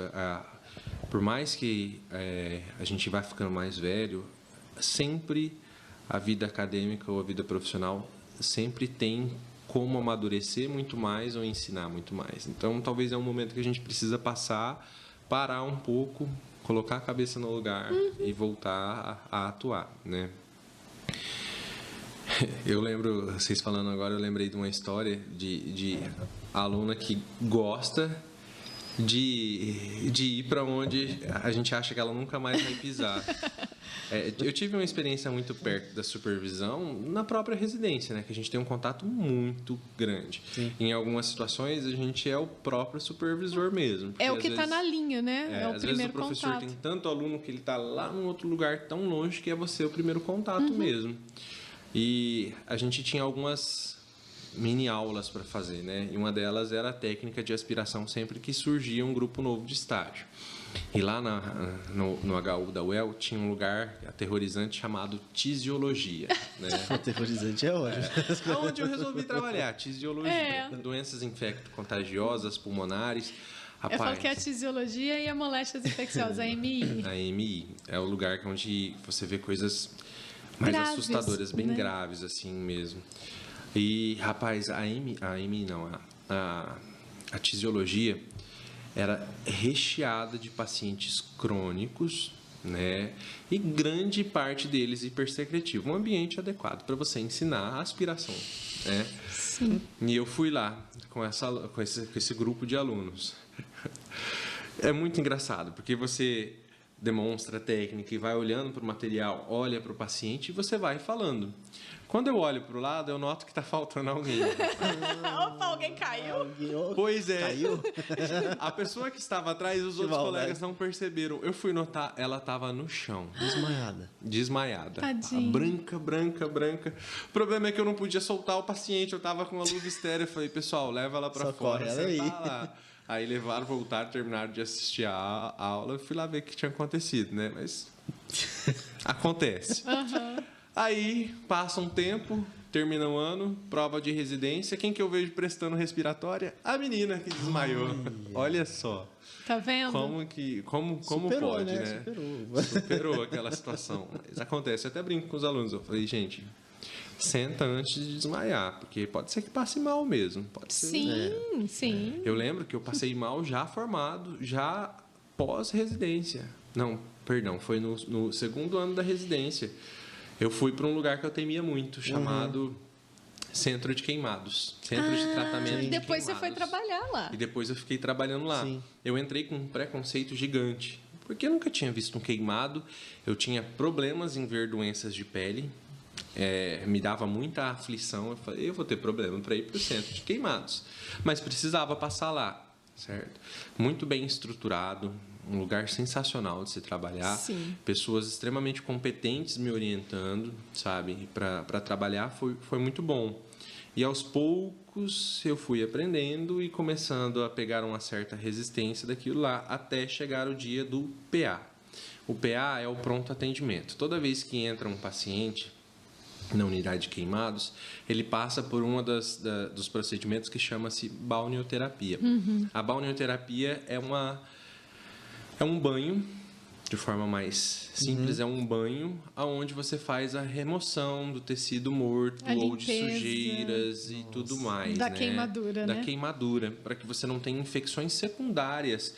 Porque o que acontece muito hoje, o que é muito difundido, a sua avó provavelmente falava isso. Queimou, passa pasta de dente. Não, pelo amor de Deus. Muita gente ainda passa toma. Borra, passa Ixi, tem vários aí. Muita gente ainda tem esse tipo de conhecimento popular, certo? E aí eu tive que ir para essa balneoterapia, certo? E lá nessa balneoterapia, nós da fisioterapia, entramos muitas vezes para conseguir fazer uma avaliação adequada da extensão da queimadura, profundidade, localização e muitas vezes aproveitamos ainda já para ganhar mobilidade. O paciente está sedado, não está sentindo dor. Lembrando que a queimadura, dependendo do grau dela, pode gerar um nível de dor absurdo no paciente.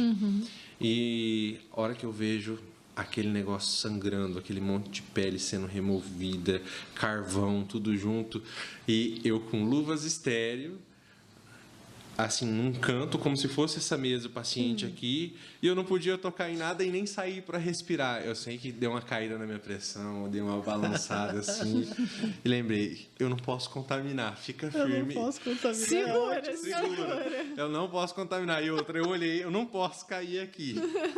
Aquele monte de água, sangue, sujeira, eu falei, eu não posso cair aqui. Agora não, pelo amor de Deus. Aí eu dei uma pausa, respirei, retomei. A hora que eu vi que abriu uma passagem, parti. Foi ali. Saiu, porque Saí. senão você ia Você vai desmaiar. ficar ali Isso. dentro, lógico. Seu sistema ia desligar Eu sem precisei você querer. recuar naquele momento, mas assim, não, eu me atrevi a ir outras vezes, né? E fui, Sim. e as coisas aconteceram depois disso. Mas é incrível como essas experiências elas vão modificando. A gente eu trago histórias assim que são muito gostosas dessa unidade. É um dos lugares que eu tenho mais carinho de já ter trabalhado até hoje, sabe? Legal. Muito bom. Porque lá é uma unidade especializada, É uma né? unidade especializada, É muito um centro de interessante. referência no norte do Paraná, é o maior. Sim. Hoje tá para abrir, não sei se abriu, faz um tempo que eu não vejo notícias sobre um centro de tratamento em Cascavel, que era para ser um pouco maior do que o que eu trabalhava, né? Mas até então ele era o maior do Paraná. Então, toda referência, inclusive muitos pacientes do Mato Grosso do Sul, da região sul do estado, Acabavam indo pra lá. Você pegava muito paciente na Viraí, Carapó. E lá, e dentro desse centro de queimado, se não me engano, tinha um centro para reabilitação ali, né? Tinha um lugar especial lá dentro da físio, sabia? Sim, a Muito fisioterapia lá tem uma estrutura muito legal. Você é muito bem acolhido pela equipe e você tem uma importância muito bem reconhecida, né? Então, a gente passava por uma UTI, tinha a enfermaria no mesmo setor, claro que suas distinções do ambiente. A gente trabalhava dentro do centro cirúrgico, dentro do pronto atendimento. O centro cirúrgico era dentro da mesma unidade. Trabalhávamos ativamente, não assistia, mas assim, às vezes acontecia do médico durante a cirurgia perguntar se aquela tenodese que ele estava fazendo era suficiente naquela amplitude de movimento que você queria, numa reconstrução, entendeu? Num enxerto para você fazer uma órtese para posicionamento. Então, saía muito interessante. E no momento da alta, você fazia parte do atendimento do paciente no aconselhamento e fazia esses retornos ambulatorialmente a cada 15 dias, 1 mês, 3 meses, 6 meses, 1 ano e 2 anos. Olha que legal. Então, existia uma corte, um follow-up do paciente por um tempo prolongado. Legal. E depois construiu-se o ambulatório para reabilitação desses pacientes. Então, assim, é um serviço muito completo, que eu não tenho como apontar, sabe? É um crescimento profissional de aprendizagem sensacional lá. E você participa de vários estágios da assistência, né? Pelo que você colocou, isso é muito interessante E dentro também. do mesmo setor. Então, é um centro cirúrgico específico, Muito é um local de interessante. pronto atendimento específico. É bem legal ali. E aí eu estava lá para ser físio-respiratório. Estava para pegar as doenças associadas, os impactos da queimadura no sistema respiratório. No entanto, você pegava amputados, você pegava pacientes neurológicos, Sim. você pegava pacientes ortopédicos, Tudo ali, né? tudo. Então, isso te forma um profissional generalista com uma visão especializada, sabe? Isso é legal. Retoma parte do que é especialidade, meio que tira de você. Porque você passa tanto tempo se especializando que você perde aptidões por outras coisas que você tinha também. Então, é muito bom retomar algumas coisas para que você se complete novamente. E a gente defende muito isso. A gente sempre fala, né, Juliana? A gente tá sempre falando assim, a gente tem que se tornar um especialista, mas ao mesmo tempo não pode perder a visão do paciente. Eu falo, né? você não pode olhar por dentro de um furo numa caixa e esquecer que tem a caixa inteira. Justamente. Né? Senão a gente olha só pelo furo, só aquele canto que a gente está vendo naquele funilzinho, esquece que o pedaço que a gente está vendo faz parte de um todo. Né? Que a gente estava falando com a Cíntia também na conversa dela, né? Então, você tem a especialidade em neuro, em respiratório, você vai ter habilidades específicas para tratar essas coisas, mas esse paciente é um paciente inteiro. Então, às vezes, você vai conseguir tratar outros elementos, mas às vezes você vai chegar num ponto que não, eu preciso de outra pessoa aqui, de uma outra caixinha de ferramentas para complementar. Né? Que às vezes as pessoas esquecem disso também, que esse é o físico que resolve tudo. É que as pessoas querem ser o que resolve tudo. Então, e esquecem de olhar para suas próprias limitações.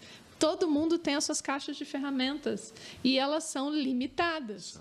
Só que você tem que conhecer as suas caixas de ferramentas, né? É por isso que eu falo, o conheça, não é conheça só o paciente, conheça você também, né? A gente já vem falando disso. É que a gente fala, assim, talvez a gente nunca entrou na questão do, talvez assim, da nossa profissão e do ego, né? Do profissional, né? Talvez a gente nunca discutiu isso especificamente, mas muitas vezes é um jogo onde você tem que tirar de cena o seu ego e falar assim, olha, eu não tenho capacidade para fazer isso aqui.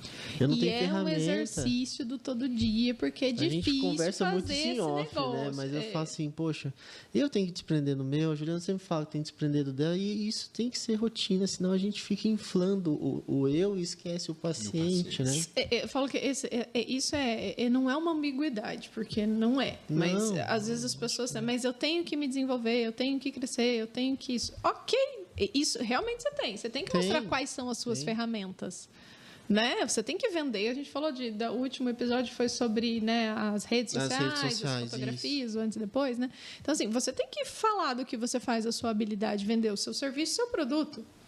Ok.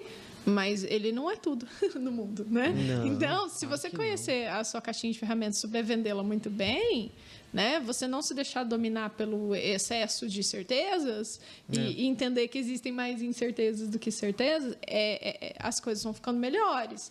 Eu acho que é mais honesto para o paciente. Com certeza. Só que é um exercício diário. Eu falo que eu tenho que acordar e lembrar disso. Depois, às vezes, no fim do dia, uma coisa ou outra que você faz, tem que, né? Um planejamento de uma coisa que você vai fazer também, porque é um exercício diário. Porque é o que dá vontade de fazer, né? Eu lembro que na tua turma até, acho que foi o Alex que me chamou para falar provavelmente sobre a ósteo. O que de lá para cá mudou da visão, e falei assim, poxa, podia ter feito uma palestra diferente, mas 6 anos atrás era o que eu tinha, né? Então. Aí, falei, poxa, hoje tem isso, tem tanta coisa que envolve que não é só isso, que a gente acaba tirando um pouco um pouco das bandeiras, né, que a gente erguia e começa a olhar um pouco diferente para tudo, porque a gente tem uma visão, porque a gente está com aquilo muito recente na cabeça, talvez, né? E a gente começa a trabalhar e começa a observar, ter experiência, fala, opa, peraí, eu preciso me reorganizar. Aí você dá aquela desinflada no ego grande, né? Beleza, para poder trabalhar, porque senão a gente fica o tempo todo, né? Sim. É igual na nossa especialidade, né? A mesma coisa. O quanto ela mudou nos últimos 25 anos, nos últimos 30 anos? O quanto ela cresceu, né? O quantos sub-coisas, né? Sub-áreas a gente tem ali dentro. É excelente, né?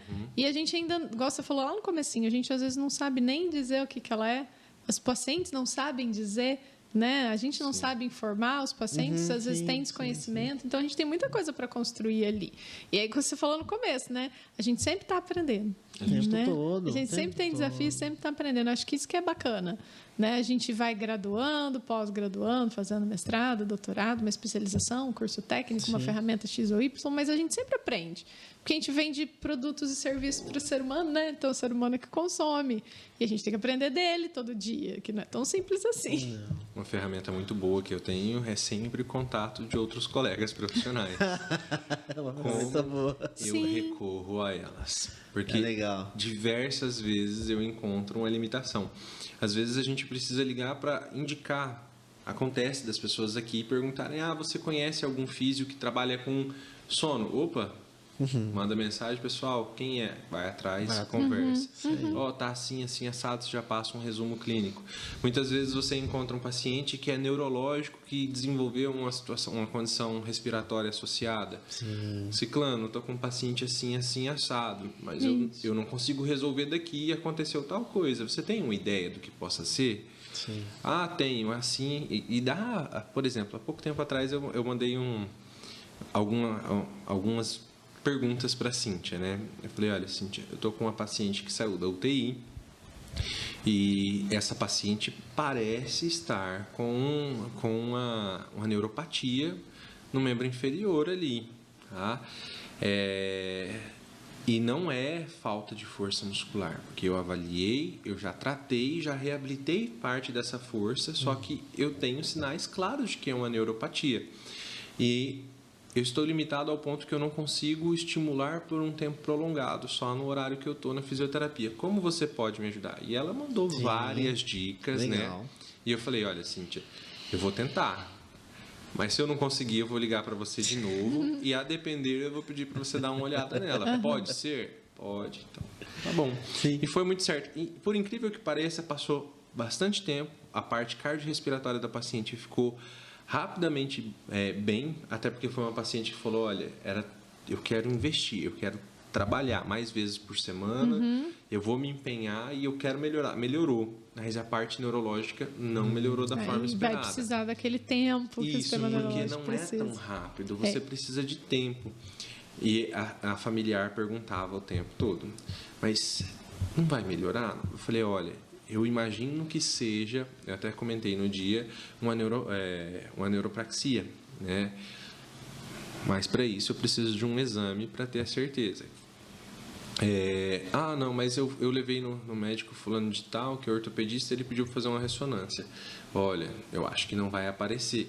Foi lá, fez ressonância, não apareceu nada, e a dor permaneceu. Olha, tenta fazer. Aí, eu conversando com a Kátia também conhecia a paciente, a Kátia mandou na mesma hora, tenta fazer, né? Foi lá e fez. Pouco tempo, o paciente já não está mais comigo, já foi encaminhada para um outro profissional. Me ligou e falou, e não é que era? E não é que era, é ótimo. E não é que era? Você acertou. Mas legal, mesmo numa construção de uma visão especialista, existem competências que ainda estão para a gente perceber que existe uma alteração que às vezes não é tratável por nós, entendeu? Então, eu tive a postura de ligar, falar, olha, eu não consigo, não sei, não é aqui que eu consigo trabalhar, mas estou tentando. E tive um feedback muito legal da Cíntia, assim, no sentido de que ela... Você está conseguindo recuperar a força até tal grau? Já recuperei, já está assim. Opa, você está fazendo? Já fiz. Eu já tinha alcançado algumas metas que ela estava propondo. Então, eu consegui chegar numa condição que me deixou muito satisfeito pessoalmente. Por mais que eu não consegui reabilitar a paciente como um todo, sabe? Mas me deixou muito satisfeito e aí chegou no meu momento de encaminhá-la para o próximo, né? E acho que e conversar sobre isso acho que é importante, porque, por exemplo, no momento da supervisão de estágio, a gente não consegue falar sobre todas essas coisas. Não, às vezes nem dá tempo. Então, assim, esse tipo de conversa para os alunos entenderem também, para os profissionais que se formaram agora, enfim, né? Para a gente refletir todo dia que essas coisas fazem parte da nossa realidade, né? E a gente tem que aprender a ir lidando com elas ao longo do tempo, né? E é interessante, porque conforme a gente conversa com as pessoas que a gente conversa, as pessoas também colocam isso, né? Como é difícil não conseguir fazer tal coisa e ter que, né? Olha, não deu, não resolveu, vamos tentar tal coisa, vamos encaminhar. Eu acho que isso é excelente. Por isso que eu gosto de sentar aqui para bater papo, porque sai, né? Essas coisas para as pessoas poderem refletir, poderem ouvir, né? Escutar a sua história, por exemplo, da sua construção profissional é importante para as pessoas se inspirarem, ao mesmo tempo que cada uma vai construir o seu roteiro, né? E é interessante porque, assim, eu mesmo não conhecia metade da história. E eu falei, olha só, aconteceu isso, eu não sabia, aconteceu isso aqui, eu não sabia também. E essa construção, eu falo que ela é tão importante pro Wagner, especificamente, pela construção da pessoa, do profissional, mas como isso também faz ele refletir pelo que a gente conversou, né, para poder transmitir isso, para passar adiante. Essa questão eu não sei, vamos falar de sucesso talvez, né? De você conseguir transmitir aquilo que você aprendeu, que você aprende e aquilo que você sempre falou. Sempre há espaço para evoluir. Sempre.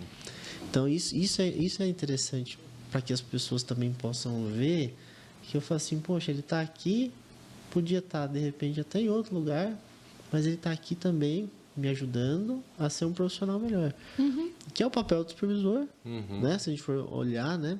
E também o papel de responsabilidade profissional, né? Tá ajudando outras pessoas também. Então, acho que é interessante. Dá pra gente ficar aí, ó.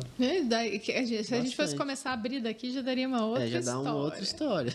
Aí a gente chama ele para falar especificamente de um dia, quem sabe, da parte, né, da especialidade específica. A gente vai fazer um outro bate-papo aqui. Tem vários momentos onde a gente pode trabalhar de formas diferentes. Claro. Eu acho que isso é algo que ainda está ficando claro na minha cabeça. Ainda não é algo que eu consegui construir. Mas uma das sensações que eu tive pós-pandemia é o quanto eu estou cansado. Sim. Emocionalmente, foram muitas perdas, alguns entes queridos, outros que eram pacientes que não deixam de ser entes queridos de outras pessoas. Então, assim, o estresse da pandemia exigiu muito, muito, muito fisicamente e emocionalmente. De todo mundo, claro, mas falando de mim, eu acho que eu estou agora num momento extremamente cansado. Sim. E eu penso, até comentei com a Juliana há pouco tempo atrás, que eu penso em dar um tempo de hospital, porque eu preciso trabalhar com outras competências. E numa reflexão, conversando com outra colega há pouco tempo atrás, eu fiquei, nossa, mas eu vou deixar tudo que eu aprendi, eu vou deixar pessoas sem o que eu posso fazer por elas. E ao mesmo tempo eu me confortei na ideia de que, a depender do caminho que eu vou seguir da minha vida futuramente, talvez o lugar que eu já esteja agora, supervisão de estágio, eu consiga trazer tudo isso que eu aprendi e transmitir para que essas pessoas sejam boas pessoas ou sejam bons profissionais dentro do que eu imagino que seja o ideal para a construção deles. Isso me dá um certo conforto, porque talvez eu precise desse tempo para descansar, reorganizar, porque isso faz parte do profissional. Perfeito. Mas ao mesmo tempo eu não estou deixando não posso deixar tudo de lado. Eu acho que eu estou num encaixe muito bom nesse momento da vida, sabe? Aquela história da trajetória, né? Sim. Vou na física. Vai. Tá? Entre você ter o deslocamento, que você faz uma linha reta do ponto de partida ao ponto de chegada, né? Mas as pessoas esquecem de olhar a distância percorrida, que é todo o trajeto que você andou até chegar no ponto de chegada. E aí, às vezes, a gente tem que mudar um pouco, fazer um contorno nesse rumo, né? A Karen estava falando disso da outra vez também, né? A gente vai mudando, vai reorganizando, vai construindo, vai optando, porque as pessoas esquecem. Os fisioterapeutas, os médicos, os enfermeiros são pessoas e tem essa construção das pessoas. Então, por isso que eu falo, lidar com o ser humano não é simples. Quem é profissional que lida com o ser humano o tempo todo e cuida do ser humano, porque nós somos seres humanos. Então, a gente precisa desenvolvendo a gente para poder cuidar do outro. Né? Eu sempre falo, cuida da gente, senão a gente não cuida do outro. Porque a gente vai oferecer o quê? Se a gente tem para oferecer do que a gente está cheio. Então, a gente precisa se encher de humanidade para ser humano com o outro, né? Exato. Senão não flui. Senão não flui. E olha que eu já vi muita coisa. E precisa mesmo, né? Ir conversando, e batendo papo. Eu acho que isso ajuda muito. Ajuda. Com certeza. Escutar, você contando a sua experiência no CTQ me fez, né, refletir até umas outras coisas aqui, eu acho muito bom. Legal. Eu vou pensar bastante hoje. Mas, obrigado de verdade por ter vindo, compartilhado. Provavelmente muitas pessoas não conheciam grande parte dessa trajetória e passaram a conhecer hoje, então... E até entender. Entender o processo e entender o porquê que algumas coisas acontecem. Por que você é o Wagner, né? Que faz dessa forma, que trabalha desse jeito. Então, tem uma construção atrás disso. Isso é importante ser dito. Sempre. Obrigado. E obrigado pela confiança, né? De sentar aqui pra gente conversar. Porque a gente conversa off e vamos conversar on. Eu que agradeço a oportunidade. É sempre um prazer bater um papo assim. É uma experiência diferente. Nunca tinha passado por um podcast, né? Mas tudo flui. tranquilamente como uma conversa que a gente tem como colegas profissionais, Legal. amigos. Convide sempre para um cafezinho também e a gente continua esses papos. Beleza, tô te devendo café, for sure. Prazer foi todo meu, Rodrigo e Juliana. Viu? Imagina, Obrigado. a gente que agradece. E o pessoal que ficou com a gente, né, também, fica à vontade para deixar seus comentários, né? A gente está exercitando isso, né? Por favor, compartilhem esse conteúdo, né? Se for do interesse Curte, de vocês. comenta, Isso like, aí. dislike, aquela coisa, né, do YouTube. Toda essa questão. Então, pessoal, obrigado, um abraço para vocês e até o próximo episódio.